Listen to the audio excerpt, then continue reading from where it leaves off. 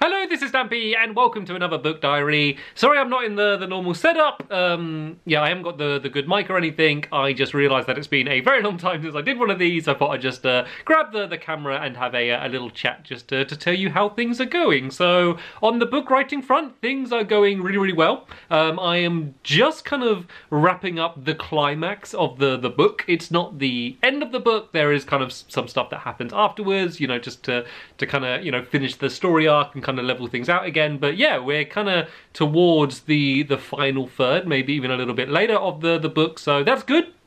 It's gonna be like, don't get your hopes up too much, it's still gonna be a lot of work to edit the book and to format it and to do all of the illustrations and stuff, so we're still, you know, a well away from it being done. But in terms of me writing my first draft, I am kind of, you know, getting towards the end of that, hoping to get it done by the end of this year, which is 2018 if you're watching this in the future. And if you are, hello future people. Alright, so yeah, that's kind of the update on the book. College is going well. I'm not going to talk about that yet until I finish the course. There's some really fun stories I can probably tell to do with college. Maybe there's some that I shouldn't tell because I don't know if anyone from my college class ends up realising who I am and finding these videos. But yeah, let's kind of chat. Well, what I wanted to talk about today is about publishers. So one of the things is, for this book, I was determined to not speak to a publisher until I completely finished at least the first book. It's going to be a little bit difficult for me because I'm, you know, writing a series of 4 books, and I want to ensure that if I have someone publishing, they are going to publish all 4 books, which is a bit of a risk for a publisher because normally they might do like,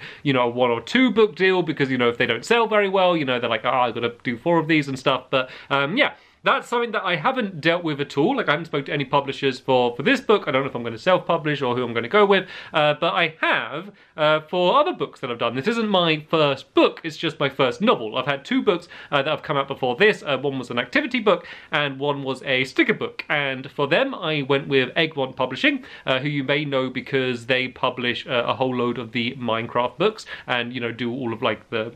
and a lot of the art and the writing and everything kind of involved around those books. So it's kind of that team, which was kind of, I guess, the link and the way that I knew them when they first approached me. And that's kind of the way it happened. They approached me and they kind of had some suggestions. And then the way that worked is we kind of brainstormed together and we just kind of met, you know, quite frequently and went through the book. So, you know, they have a lot of expertise in making that style of book. They generally focused on doing children's books. So they, you know, really know exactly what works well and what kind of children enjoy when it comes to an activity book. And I know about me and I know about my videos and I knew the certain things that I wanted to include in the book. So, you know, it was a big collaboration in order to work together in order to create the activity book. And the sticker book was much more in their kind of, they did a lot more of the work for the sticker book because that's just much more of a specific thing. There was much less writing in it. One of the things that I ensured was that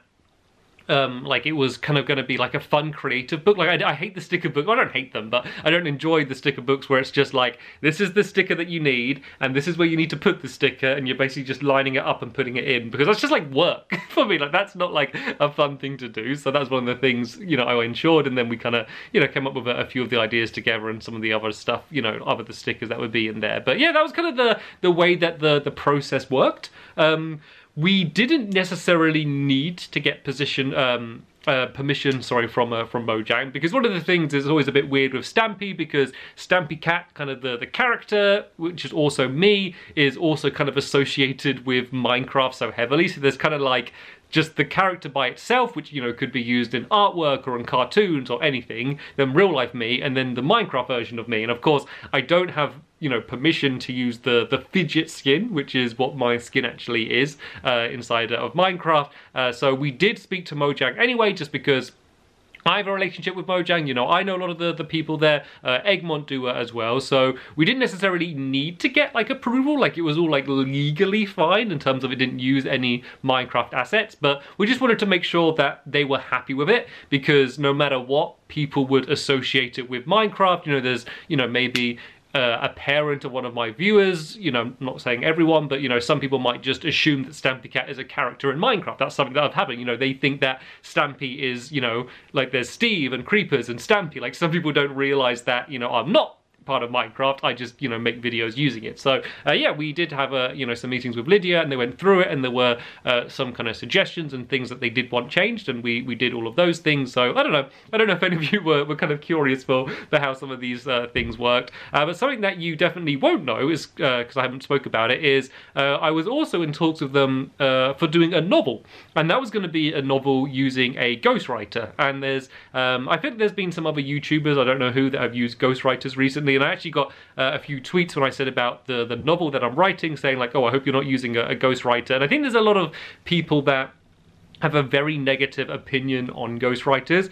I don't really see the problem. The only issue I think there is with a ghostwriter is if you're not honest about it. If you kind of, you know, not even if you lie, but if you just don't make it obvious that you didn't write the book, I think that's only the time where it gets a little bit iffy. You know, if you say like, here's my book I'm releasing, and you just don't happen to mention that you didn't write it. But that wasn't what I was going to do. The case was going to be that I was going to come up with the story, once again working with some of the writers and editors at Egmont, and you know, we were going to come up with the story, and I was going to plan all of that stuff, and then the writer was going to be the person, you know, who would write the book, and they would be credited for the actual person who wrote the book, you know, with the story that we came up with, and that was going to be, you know, a Stampy Cat story. So that was the idea, and I don't see the problem with that, because I think that the thing with writing is that it's something that almost everyone can do to some extent, you know, not necessarily amazingly, but most people can, you know, at least write their name. Like, it's something that is universal,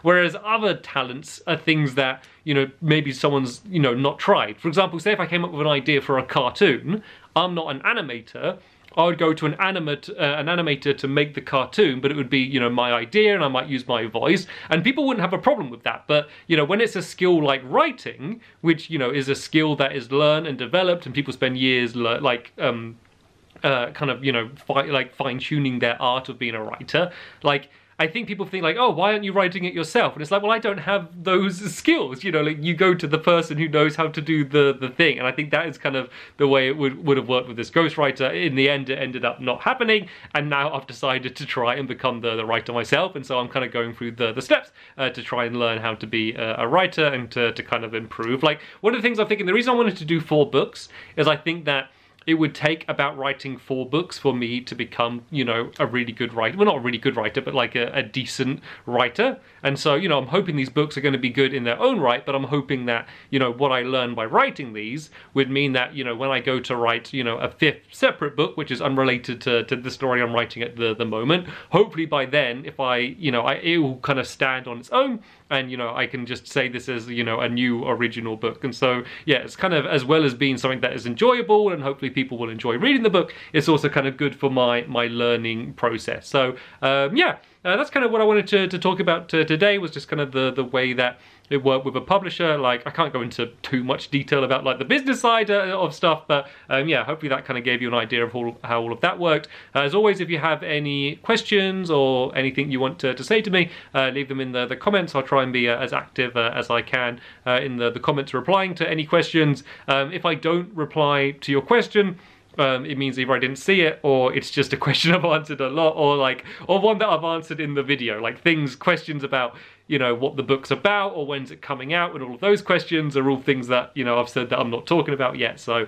yeah, just stay tuned for more details on that front. But yeah, that's the end of this episode. Hopefully there won't be too big of a gap before the next one, and maybe in the next video I'm going to be telling you that the book is done. Fingers crossed, we'll see. Anyway, see you later, bye!